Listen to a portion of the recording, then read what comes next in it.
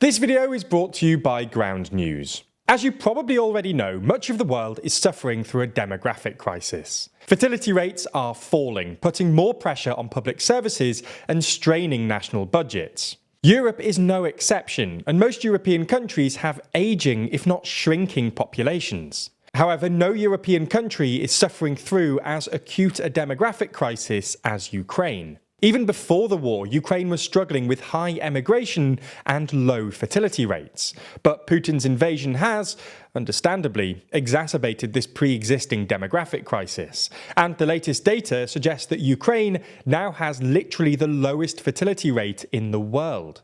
So in this video, we're going to have a look at Ukraine's pre-war demographic crisis, how the war exacerbated it, and how this affects Ukraine's political future. Before we start, if you haven't already, please consider subscribing and ringing the bell to stay in the loop and be notified when we release new videos. So, to understand this video, you're going to need a bit of context. To maintain a stable population, a country needs a fertility rate, that is, the number of births per female, of 2.1. Low fertility rates, that is, a fertility rate significantly below the replacement rate of 2.1, are economically and politically stressful.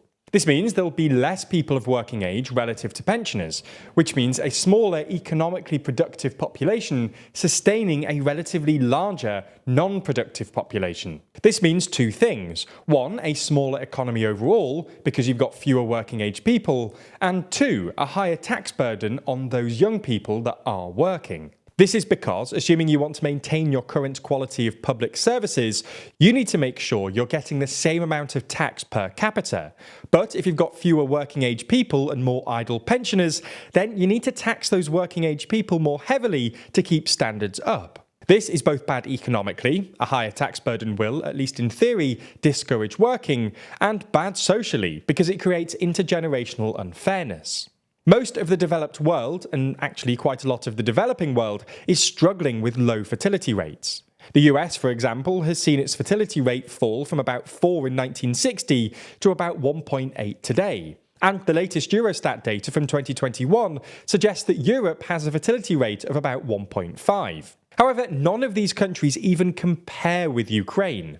Like most post-Soviet countries, Ukraine saw its birth rate collapse in the 90s, going from 2 in the 1980s to a low of 1.09 in 2001. Ukraine reliably had the lowest fertility rate in the post-Soviet space, but the problem became particularly acute after the war in 2014, with Ukraine's fertility rate falling from 1.5 in 2013 to 1.25 in 2021. At the same time, Ukraine was experiencing high levels of emigration, with many Ukrainians travelling west to Poland and other Central European countries in search of better work and higher standards of living. According to Eurostat data, by the end of 2021, some 1.5 million residence permits had been issued to Ukrainians across the EU, making them the third largest group of non-EU citizens. Even before the invasion, Ukraine's population was falling by roughly 500,000 people a year, shrinking from over 50 million at independence to about 40 million, and the UN was predicting it would fall to about 25 million by 2100. Unsurprisingly, Putin's invasion has exacerbated the crisis. Not only have tens of thousands of young Ukrainians died in the war, and some 6 million more emigrated to Europe, but the invasion has also pushed Ukraine's fertility rate to unprecedented lows. According to Ukrainian data analytics company Open Databot, Ukraine's birth rate has fallen by 28% since the start of the war, with 38,000 fewer babies born in the country in the first 6 months of 2023 compared with 2021. This would imply a total fertility rate of about 0.7, which would be the lowest in the world and far lower than any other developing country. To give you a sense of quite how serious that is, if Ukraine's fertility rate fails to increase and emigration levels stay high, the Institute for Demography and Social Studies at the National Academy of Sciences of Ukraine has forecast that Ukraine's population could shrink to as low as 24 million by 2030. This is less than half of what it was in 1990 and would imply Ukraine's population shrinking by over 1 million people per year. Now, it's worth saying that this is a pessimistic estimate, and reliable estimates are hard to come by because Ukraine is currently in such an exceptional situation. Ultimately, Ukraine's demographic future, and whether it can recover from demographic winter, depends on three things. First, and most obviously, the war. The longer the war goes on, the more acute and intractable Ukraine's demographic crisis will become. We're not saying that this means that Ukraine should sue for peace, but it's nonetheless true that a longer war will exacerbate the demographic crisis in all sorts of ways. Second, migration. The question here is how many of the 6 million or so Ukrainians currently taking refuge in Europe, many of them women and children, decide to return home.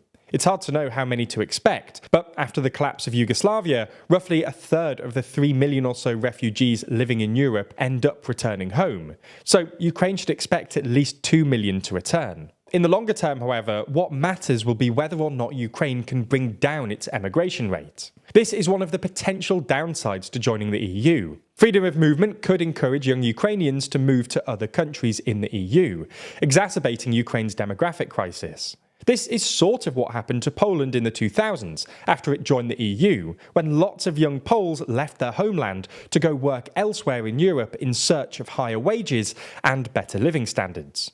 Ukraine could offset this by increasing external immigration, which is sort of what the Polish government did in the early 2010s, but this would be politically difficult. Third, the economy. Unsurprisingly, Ukraine's economy has been decimated by the war, with GDP down by at least 30%. While reconstruction might feel impossible in this context, history is full of examples of rapid post-war growth. With sufficient Western aid and prudent politics, it's at least possible that Ukraine could see a Germany or South Korea-style recovery, a miracle on the Dnipro.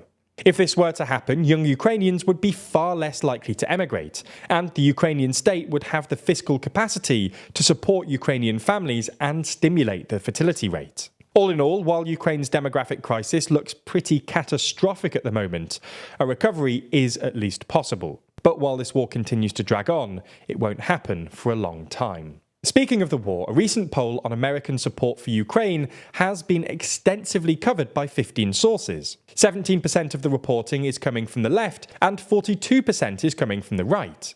If you compare the headlines, you'll start to see some interesting framing emerge. On the left, you have one outlet saying that the poll is showing decreasing US support for the war, and on the right, you have another highlighting a time limit on aid for Ukraine. This is all possible thanks to our sponsor Ground News, a website and app developed by a former NASA engineer on a mission to give readers an easy, data-driven, objective way to read the news. Every story comes with a quick visual breakdown of the political bias, factuality, and ownership of the source's reporting, all backed by ratings from 3 independent news monitoring organisations. I especially like the blind spot feed, which highlights stories that are disproportionately covered by one side of the political spectrum. And this is where information like the factuality score or ownership information becomes so important. Because sometimes there's a reason that only one side of the political spectrum is reporting on a story. But at the end of the day, isn't it important to see stories like this, even if we might disagree with them? I know I've personally benefited enormously from Ground News.